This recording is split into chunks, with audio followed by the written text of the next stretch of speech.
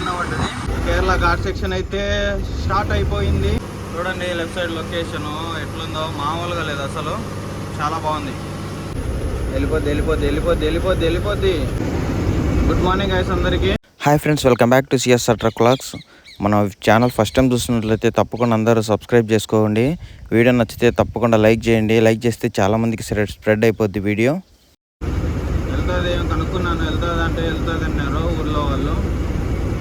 చూడండి అన్ని wind mills ఎట్లున్నాయో చూడండి. చూసా అసలు మామూలుగా విండ్ మిల్స్ ఎక్కువ ఉన్నాయి ఇక్కడ.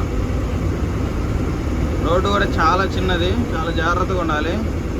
పొద్దున అయిందన్నా మనం జోరుగా వెళ్ళిపోతున్నాం. అదే సాయంత్రం కానీ 9-10కి కానీ మార్నింగ్ అట్లా వస్తే మనకు సుక్కలు కనిపిస్తాయి ఇటువంటి రోడ్లలో.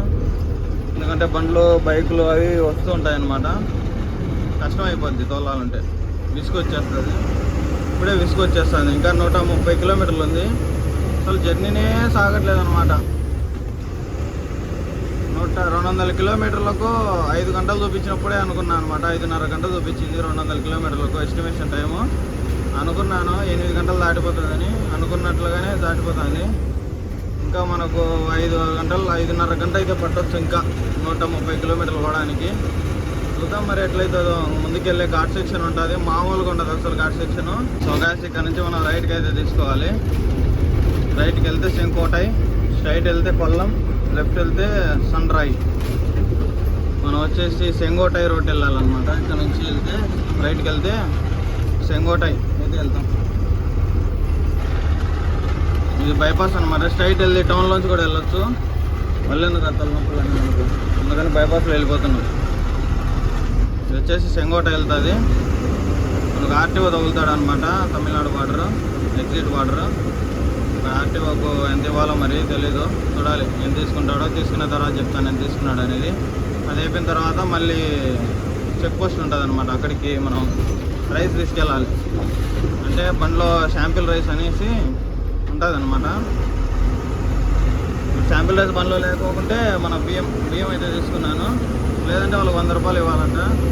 ముందు చెప్పండి, ఒక గుప్పెడు బియ్యం వేసేసి మన బిల్లులు ఎక్కువ చూపించేస్తే సరిపోద్ది. అడిగి వెళ్ళిపోతుంది అక్కడ నుంచి.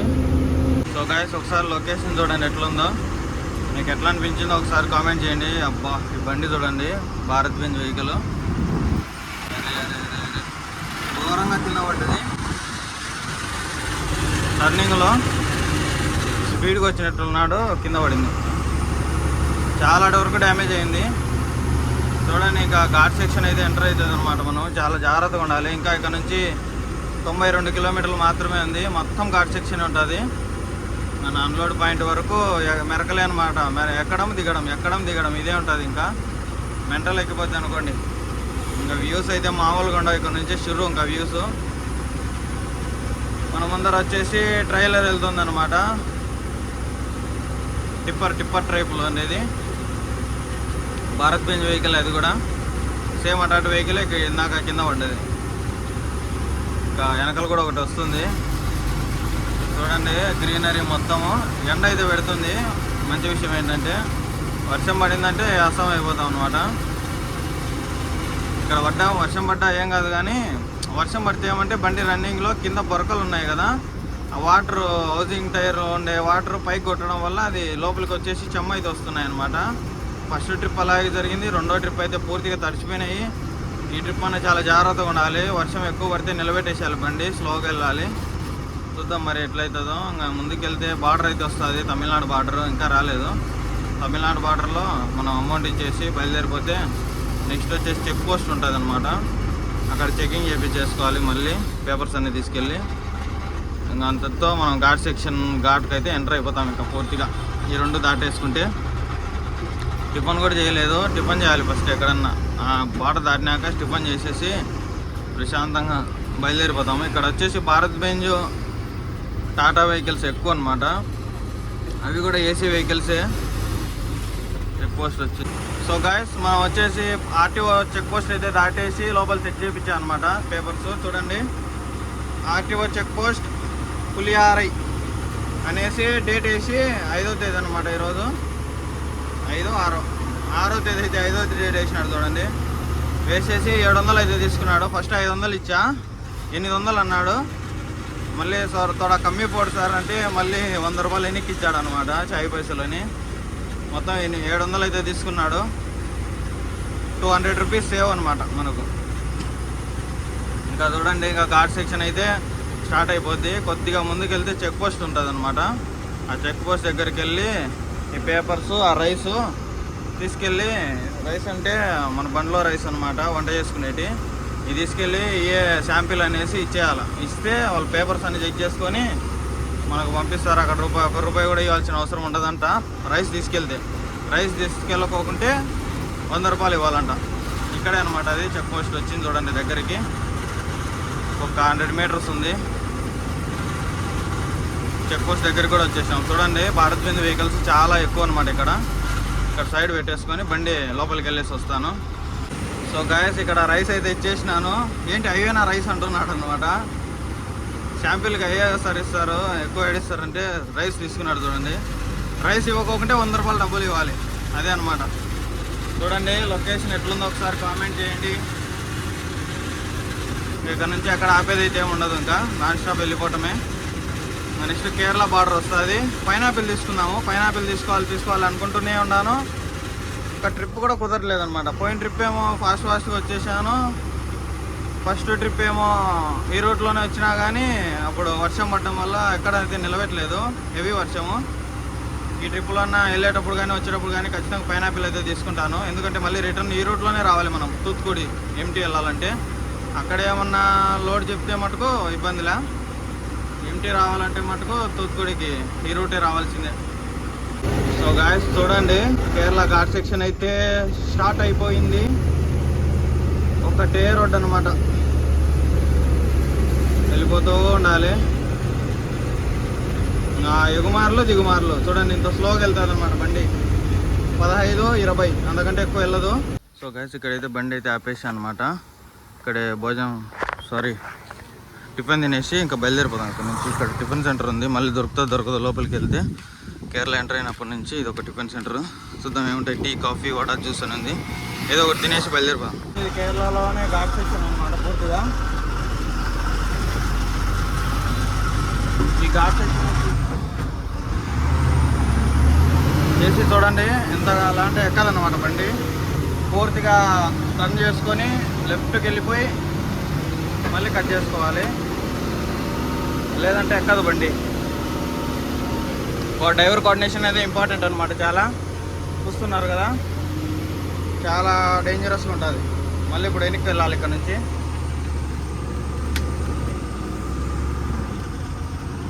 ఈ ఘాట్ సెక్షన్ ఇది ఒక్కటే అనమాట టర్నింగ్, ఘోరమైన టర్నింగ్. ముందుకు వెళ్ళేసి అక్కడ వెనక్కి వెళ్ళి మళ్ళీ లేదంటే కట్ కాదు బండి. ఇంకంతే అనమాట. ఇంకంతా ఎక్కుకుంటూ పోవటమే. చూడండి గాయస్ ఎట్లా వస్తున్నాయి బండ్లు. మనదైతే ఎక్కుతుంది కాబట్టి స్లోగా ఎక్కుతుంది అనమాట. అవన్నీ చూడండి ఎంటీ వస్తున్నాయి, తూత్తుకుడికి ఎంటీ వెళ్ళిపోతాయి. అవన్నీ ఎంటీ బండ్లన్నీ మొత్తం ఘాట్ సెక్షన్ అనమాట. మొత్తం ఫస్ట్ గేర్లోనే ఎక్కుతుంది ఇదంతా. చూడండి, ఇక్కడ డ్రైవర్ కోఆర్డినేషన్ అయితే ఇంపార్టెంట్ చాలా. అటు నుంచి వచ్చే డ్రైవరు ఆగుతారులే, ఇటు నుంచి వచ్చే డ్రైవర్ ఆగుతారులే అని అనుకుంటే యాక్సిడెంట్ జరిగే అవకాశాలు ఎక్కువ ఉంటాయి. ఇద్దరు ఎవరో ఒకరు తగ్గి కోఆర్డినేషన్ ఉండి వెళ్ళిపోవాలి, లేదంటే అసహ్యం అయిపోతారు. చూడండి ఎంత మెరకనో ఇది, చాలా పెద్ద మెరక, అసలు చాలా డేంజరస్ కూడా. అక్కడ నుంచి వచ్చే బండ్లు లెఫ్ట్ సైడ్లో రయ్యని వస్తుంటాయి, ఓవర్ స్పీడ్గా వస్తుంటాయి. బ్రేక్స్ అనేది నిలబడవు. మనం చాలా జాగ్రత్తగా ఉండాలి మనం ఎక్కే వెహికల్.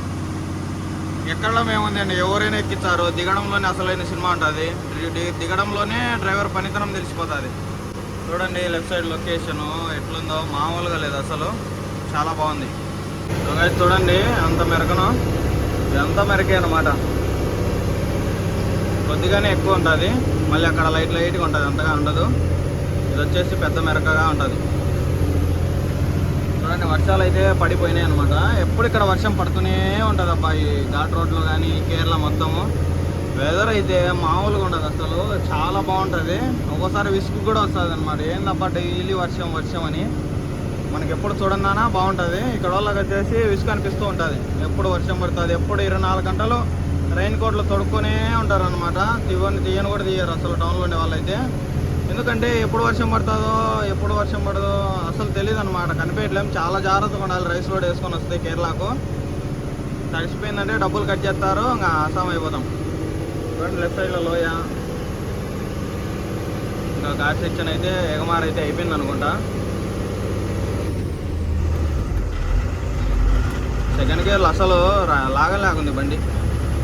గేర్ మార్చకూడదు, అదే గేర్లో వెళ్ళిపోతూ ఉండాలి. ఓవర్ ఎక్సలేటర్ వేయకోకుండా లైట్గా 15 మీద ఆర్పిఎం పెట్టుకొని 15-20 పైన వెళ్ళిపోతూ ఉండాలన్నమాట.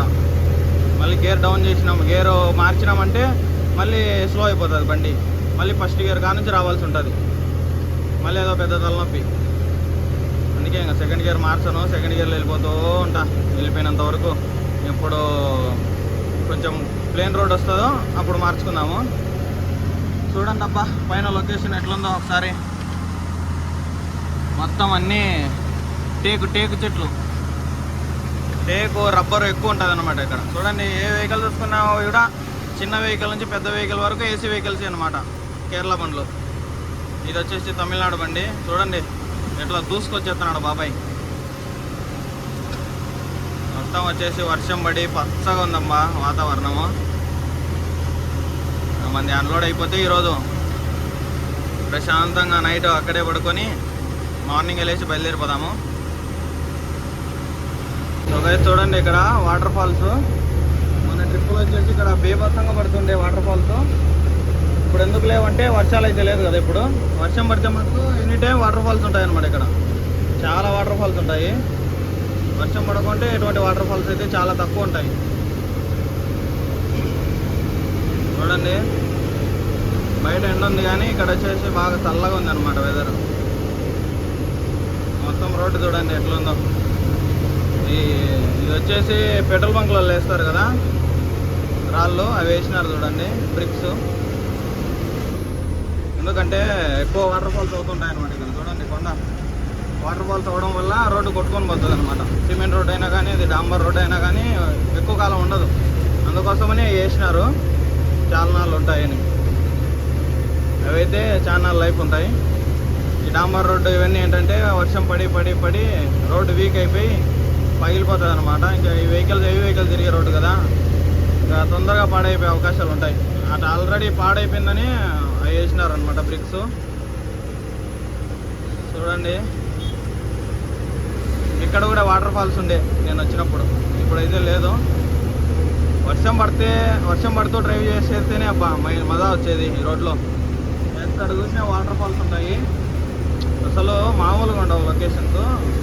ఇప్పుడు మీకు ఎలా అనిపిస్తున్నాయి ఒకసారి కామెంట్ చేయండి, లొకేషన్ ఎలా ఉందనేది. మన ఏపీ బండి AP05 థర్డ్ గేర్లో ఉంది. పికప్ చూడండి డౌన్ అయిపోయింది. వెళ్ళిపోద్ది. చూడండి లెఫ్ట్ సైడ్లో లోయ. ఇంతే అనుకుంటా, ఇక్కడ నుంచి డౌన్ ఏమో మరి చూడాలి. ఇంకా 85 కిలోమీటర్లు ఉంది. అర్ధ గంట డ్రైవ్ చేస్తే 9 కిలోమీటర్స్ వచ్చినాం. అట్లా ఉంటుంది అనమాట ఘాట్ సెక్షన్లలో ఏ వెహికల్. ఇదేదో ట్రబుల్ ఇచ్చినట్టుంది వెహికల్, ఆకు కట్టినారు చూడండి. ఘాట్ రోడ్లలో ట్రబుల్ ఇస్తే వెహికల్ ఇంకా సినిమా కనపడుతుంది. అందుకే చిన్న పని ఉన్నప్పుడే బయటని చేయించుకోవాలంటారు. ఏదైనా ఘాట్ రోడ్లోకి వచ్చినాక రిపేర్ అయిందంటే షెడ్లో 1000 రూపాయలతో అయ్యే పని ఇక్కడ 4000 అవుతాయి. ఇది వచ్చేసి ఏదో శుద్ధమట్టి లోడు, బూడిద టైప్లో ఉంది. పంచర్ షాపులు అన్నీ ఉన్నాయి, ఇబ్బంది ఏం లేదు ఘాట్ సెక్షన్లో కూడా. ఇక్కడ చూడండి గుడి ఎంత బాగుందో, మామూలుగా లేదు అసలు. స్ట్రైట్గా అనిపిస్తుంది ఆ గుడి. Welcome to Kerala. ఇక్కడ నుంచి స్టార్ట్ అనుకుంటా. ఇక్కడ నుంచి మనకు కేరళ అయితే స్టార్ట్ అయిపోయింది. ఇక్కడ ఏదో వాటర్ ఫాల్స్ ఉంది, పాలరువి వాటర్ ఫాల్స్ 9 కిలోమీటర్స్ అంట. కేరళ స్టార్ట్ అయిందంటే ఇంకా లాటరీలో షురు. చూడండి రైట్ సైడ్లో లాటరీలో ఇంకా కుప్పలు అమ్మేస్తారబ్బా లాటరీలో. ప్రతి ఒక్క షాపు లాటరీలు. ఎందుకంటే ఇక్కడ కేరళ గవర్నమెంటు లీగల్గా రన్ చేస్తుంది అనమాట లాటరీస్ గురించి. చూడండి మొత్తం డౌన్ ఉంటుంది, చాలా జాగ్రత్తగా ఉండాలి డౌన్లో. ఎప్పుడు ఎటువంటి పరిస్థితుల్లో నోటలు అయితే కొట్టకూడదు. చాలా జాగ్రత్తగా చాలా కేర్ఫుల్గా డ్రైవ్ చేస్తూ ఉండాలి, నిదానంగా వెళ్ళిపోవాలి, టెన్షన్ ఏం పడాల్సిన అవసరంలే. గేర్ మీద సగం భారం, అలాగే బ్రేక్ మీద సగం భారం. పూర్తిగా బ్రేక్ మీద పడద్దు, పూర్తిగా గేర్ మీద భారం పడేయద్దు. చూసుకొని నిదానంగా బండి ఎక్కువ స్పీడ్ అయిపోయినప్పుడు లైట్గా బ్రేక్ ప్రెస్ చేసుకుంటా అట్లా డ్రైవ్ చేసుకుంటూ వెళ్ళిపోవాలి. ఎటువంటి పరిస్థితుల్లో డౌన్లలో ఎక్సిలేటర్ అయితే వాడకూడదు. ఇదొక నా చిన్న సలహా. ఎవరికైనా చాలామందికి తెలిసి ఉంటుంది, తెలియని వాళ్ళకి చెప్తున్నాను. ముఖ్యంగా హెవీ వెహికల్స్కు ఎక్కువ బ్రేక్ అయితే వాడకూడదు, లైట్గా వాడుతుండాలి. ఎందుకంటే ఎయిర్ దిగిపోయిందంటే బ్రేక్స్ అసలు పడవు. ఇక్కడ చూడండి ఎంత డౌన్ ఉందో, మామూలు డౌన్ కాదు ఇది, అసలు చాలా డేంజరస్ అని చెప్పుకోవచ్చు. అమ్మ లెఫ్ట్ సైడ్లో లోయ కరెక్ట్గా బండి పడుతుంది అంతే, ఒక్క కారు కూడా వెళ్ళదు టర్నింగ్లో. ఏదో పిల్గ్రిమ్ చర్చ్ అంట, 30 km/h వెళ్ళాలంట. చూడండి స్పీడ్ లిమిట్ కూడా పెట్టినారు. సోలార్తో రన్ అవుతుంది. ఇక్కడ సిసి కెమెరా, వ్యూ పాయింట్ అనుకుంటుంది. మన బండి పెట్టుకొని ప్లేస్ లేదు. చూడండి డు నాట్ ఓవర్టేక్ అని సింబల్ కూడా వేసినారు అక్కడ, చూస్తున్నారు కదా. అట్లుంటే ఓవర్టేక్ చేయకూడదని అర్థం. ఎటువంటి పరిస్థితుల్లో ఓవర్టేక్ చేస్తే అస్తం అయిపోతారని. Kollam beach 86 km, Thiruvananthapuram 90 km. ఇంకా మన అన్లోడింగ్ పాయింట్ కూడా జస్ట్ వచ్చేసి ఒక 80 km ఉండొచ్చు ఈజీగా. చూడలేదు మ్యాప్, స్ట్రైట్ ఒకటే రోడ్డే. కానీ ఈ వీడియో కానీ మీకు నచ్చినట్లయితే లైక్ చేయండి, షేర్ చేయండి, అలాగే మన ఛానల్ తప్పకుండా సబ్స్క్రైబ్ చేయడం మాత్రం మర్చిపోబాకండి.